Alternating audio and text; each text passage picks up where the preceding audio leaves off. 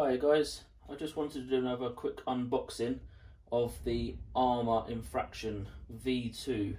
I received it this morning, pretty lucky. I believe I got this in the blue, and I believe that the blue is quite sought after and quite hard to get, so I'm quite fortunate to have been able to pick one up. I know you guys in the States have had them for a little while, but us guys in the UK have had to wait a while. And it came in this morning, so I just want to do a quick unboxing, just to go through a couple of bits and just to show you the car if you haven't seen it already. I know many of you probably already have. This is the first time I've seen it in the flesh. I hadn't actually been lucky enough to see one, and I'm sort of over the moon of the size of it. It's and the quality of it. It is fantastic. Just before we open the box, just on the box we've got, obviously it's a Spectrum controlled receiver and transmitter. We've got the smart technology, it's a DSMR, it's got the firmware and the AVC, the active vehicle control, and from what I have read, I understand that will control the steering. It's kind of like a gyro in a plane, where it will sort of keep it in a level straight line if things go wrong, and also I believe it aids drifting, etc. So that's pretty cool. It is the ready to run, and it is the 176S BLX. You've got the, I don't know if you can see that there, you've got the handbrake on the transmitter, and you can see it's actually controlled, which is pretty cool, by a metal disc brake, and the whole construction of the actual handbrake is modular, so it sort of, you can take it out if you want to, but I certainly will be using it. I think it's quite a cool feature. On the other side, as you can see, I don't know if anyone's seen my previous video that was of the Arrma Granite. You can see the size difference, it's pretty substantial. So this is 1/7 scale, as I said before. That's the actual size of the car, so it is pretty big. Obviously that's in the silver, but I did manage to pick it up in the blue. But let's just have a quick look. I have opened the box just to make sure it was okay, and it's cable tied into the box, which could be quite tricky if I was trying to show you guys as well. So I did just take it out, but I haven't actually done anything with it.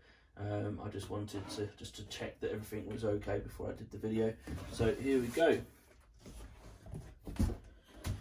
And it's just its sheer presence. It's it looks fantastic. I know a lot of the guys do like the silver, but I wanted the blue. I think it does stand out really nice. So let's just have a quick look in the box, where you've got your transmitter, and you've also got your instructions, etc. in there. I'll have a look at them in a minute. So with the Infraction you get the DX3. It's quite a substantial transmitter. It feels good quality. It's got the foam wheel, which seems to be quite standard on the Spectrum. Let's go through some of the buttons. So you've got the steering rate, the active vehicle control steering rate. You've got the brake rate, which is pretty cool to have on the transmitter, because some cars, sorry, out the box come with quite heavy or quite a handful braking system, and it's quite good to dial that down, or turn it up as and when you need it.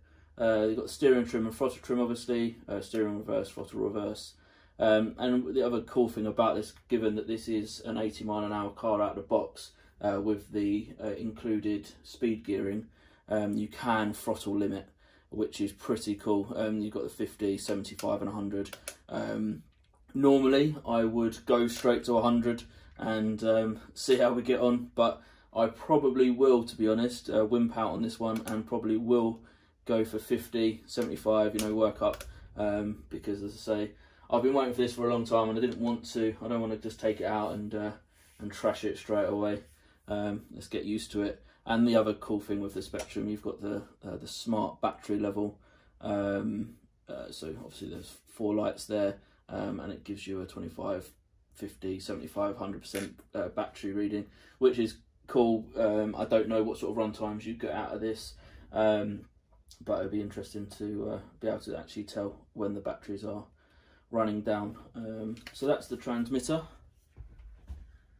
and also, so in the pack we've got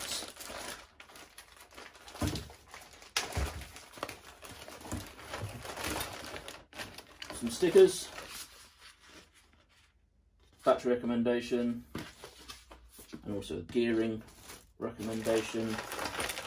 It says in here it's in kilometers, 129 kilometers an hour, with the upgraded speed gearing, which is included in here, I believe.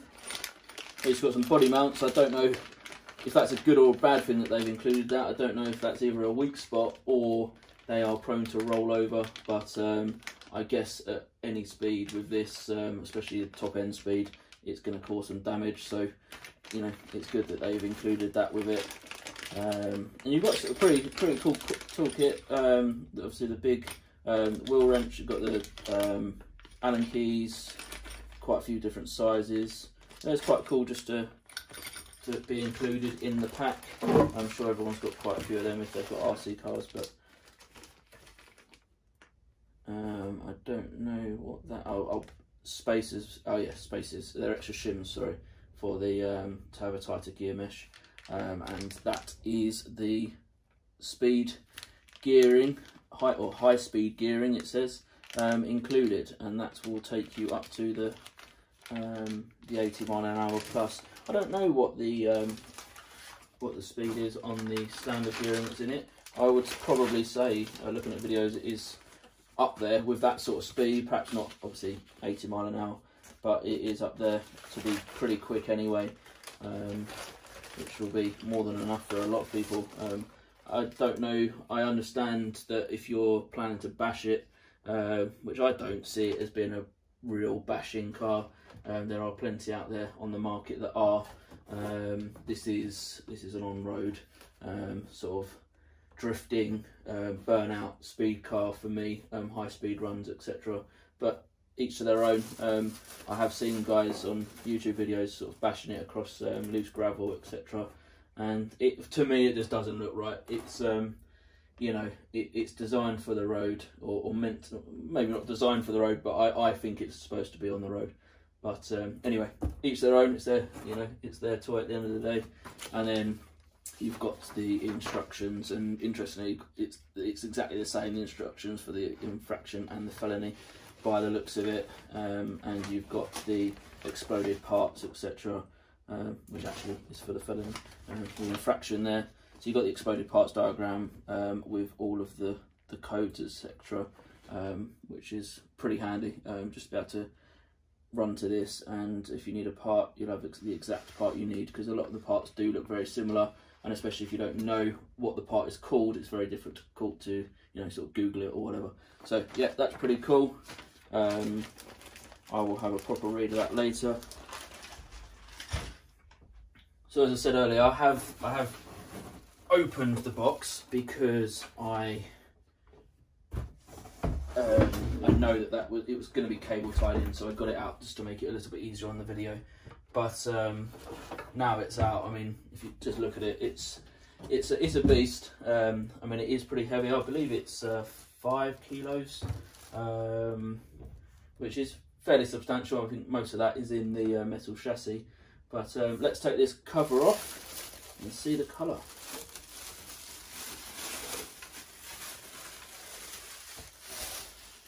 There we go. So as I said earlier with the blue, I like the definition in the different colours. It's really well done. We've obviously got the American flag there, which is quite cool. The American stars, sorry, which is quite a cool feature to have. And you've also got the stickers on the front of it. So I'm trying to grab it. Stickers on the front with the actual detailing, etc. I mean, I know a lot of guys have put lights, etc. in it, which is something that I will probably be looking to do myself. But overall, the body itself is, you know, it's a nice body. It's a substantial body. You've got the rear wing. I haven't seen an official reason why they didn't ever paint the wing and they've left it the clear plastic. You have got the different lines, which means you can obviously cut it down to your own preference, really, the amount of drag that you want and the amount of downforce that you want. Don't know what I'm going to do with that yet. Leave it for now, but I know there are also aftermarket options. Get carbon fibre and you know, all sort of metal spoilers, so it would look pretty cool. And you've also got the it seems to be quite standard on all of the Arrma cars now. You've got the number plate at the back, which is quite a cool little touch. So let's get rid of the body.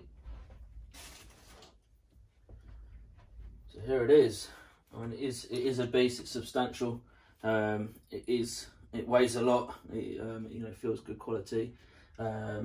There's the handbrake module there that I was talking about earlier. So that's the addition on the V2. Obviously, you've got the motor, speed controller, the 150 amp speed controller, pretty decent size. You've got the dual plugs, and what is quite cool, they've got the crossover there, so that you can run one pack 6S if you wanted to, or take the cap off and you can run 2 free cells, which is what I'll be doing. And I don't know if it makes any difference, but to me it would make sense to have the 2 free cells because it would even out the weight distribution, but I don't know, we'll see. You've got obviously the main support brace here, which is quite substantial. I understand that people do can upgrade the support beam, you know, put it to titanium on or something, which is something I'll probably look at. I probably will over time look at, you know, just making this my own and upgrading it, etc. There is a company in the UK called Scorch RC, and they do really cool titanium bits, and I have already got titanium skid plates, which not only will protect the chassis, hopefully, it will also produce sparks when it rubs on the floor. And you know, especially if you're doing it at dusk or whatever, that would be pretty cool to see. I mean, the rear diffuser is an absolute beast on this. It looks absolutely fantastic, I think, and just the overall quality of it, I'm really happy with it.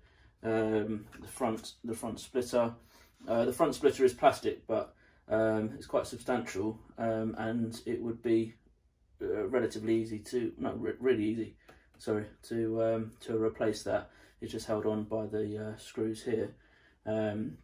So, you know, I do understand that people you can make carbon fibre options for the front, but something's got to give. If something hits that, obviously you've got the foam to protect it a little bit, but if something hits that front splitter, something's got to give somewhere, and if you're making it stronger, it's gonna ripple up and, you know, might make more damage potentially. So I maybe, you know, just leave that. I might even put like a carbon wrap on it, just to make it a bit different.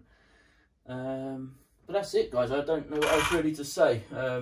I haven't even turned it on yet, so I'll get it turned on, and I will hopefully, the UK is still in lockdown at the minute, so hopefully I'll be able to get out soon and give it a run on some nice smooth tarmac by the looks of it, because it's pretty low. I mean, I can only just fit my hand underneath it, it's that low. But I do plan to put like a chassis protector on the bottom of it. I know, you know, people don't particularly care about sort of protecting them, but you know, I try and look after my stuff, so I'll try and prevention is the best cause at the, you know, or my motto. So yes, guys, thank you for watching. Please like and subscribe if you like it. I say it was a very quick video, but I just wanted to get it out there because I've just literally picked it up, and yeah, thank you, guys.